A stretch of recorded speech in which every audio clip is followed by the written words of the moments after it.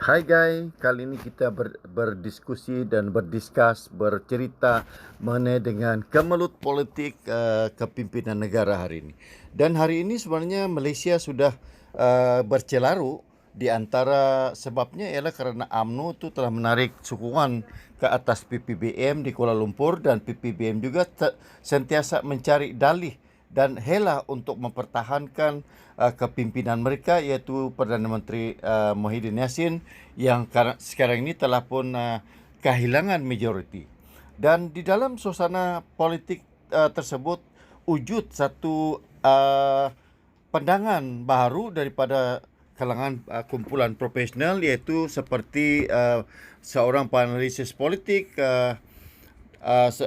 Awang Azman Pawi, yang telah melihat bahawa warisan pada kali ini mempunyai satu peluang yang luas, di mana dia telah mengandaikan bahawa warisan menjadi satu pengemudi dalam politik negara selepas Kuala Lumpur menemui jalan buntu untuk mencari dan mengangkat pemimpin Perdana Menteri yang baru.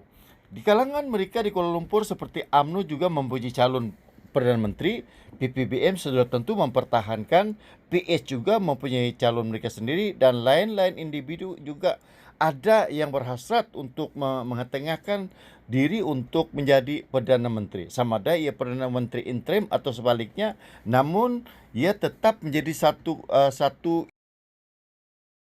capaian yang perlu diambil oleh para individu dan pemimpin politik di Kuala Lumpur. Sungguh pun demikian, Sabah sebenarnya sebagai sebuah negara atau negeri yang turut sama membentuk Malaysia pada 16 September 1963, sudah tentulah selepas menunggu begitu lama selama 58 tahun, Sabah atau Sarawak tidak pernah pun menjadi sebahagian daripada pemimpin yang besar di Kuala Lumpur seperti menjawat Perdana Menteri. Memang ada, tetapi pemimpin Sabah dan Sarawak hanya diberi sebagai menteri-menteri, kabinet menteri penuh saja di peringkat persekutuan. Dan analisis politik, sosial politik Awang Azmi Pawi berkata tanda-tanda yang timbul mengenai sokongan majoriti Muhyiddin meletakkan warisan dalam kedudukan yang amat penting. Walaupun pengurusi UMNO Sabah Bom Mukhtaradin pernah berkata pihaknya akan memastikan GRS tetap utuh, namun menurut Awang Azman, UMNO akan memerlukan bantuan untuk membentuk kerajaan negeri seterusnya jika parti itu benar-benar menarik daripada gabungan Perikatan Nasional tersebut.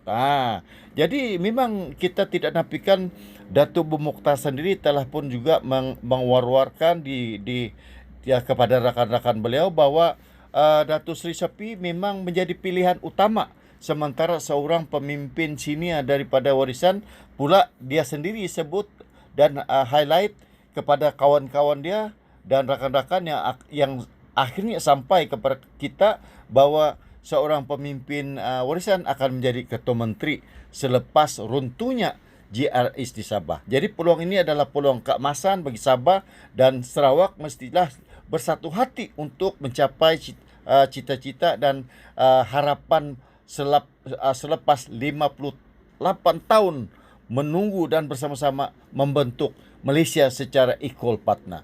So, pilihan utama kali ini tidak lain dan tidak bukan ialah Datuk Seri Sepi Haji Abdal.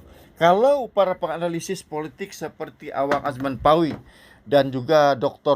Ruzmi Atung, penganalisis politik daripada UMS, tidak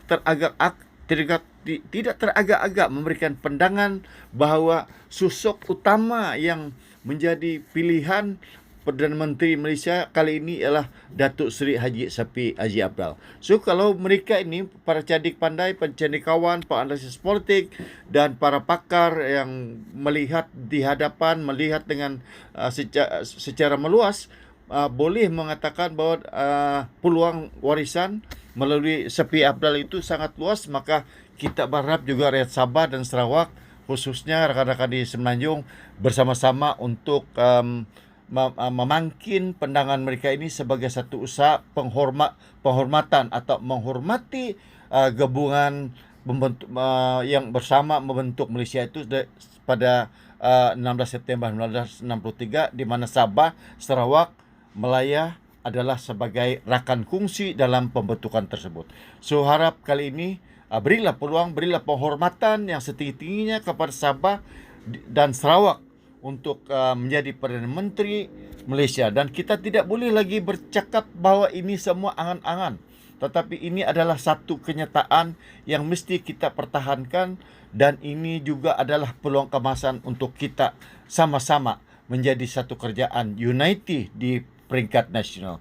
So, jangan lupa subscribe, share, komen. Thank you very much.